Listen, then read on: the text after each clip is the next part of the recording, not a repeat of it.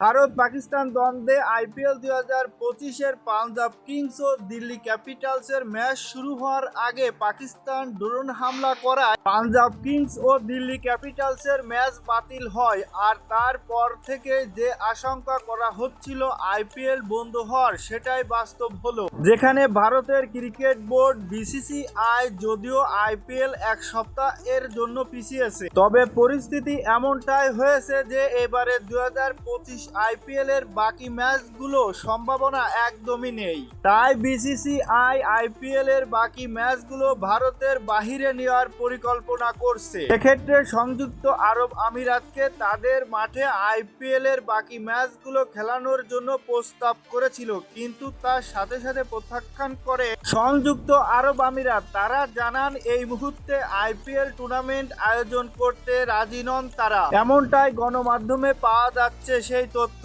অন্যদিকে ভারতের গণমাধ্যমগুলো বলছে ইংল্যান্ড নাকি বাকি ম্যাচগুলো আয়োজন করতে চাচ্ছে। দ্য ক্রিকেটের প্রতিবেদনে বলা হচ্ছে ইংল্যান্ড নাকি আইপিএল এর বাকি ম্যাচগুলো আয়োজন করতে চাচ্ছে। শেষ পর্যন্ত পরিস্থিতির উপর নির্ভর করছে আইপিএল টুর্নামেন্ট ভারতের মাটিতে গড়াচ্ছে কিনা নাকি হবে অন্য দেশের ভেন্যুতে।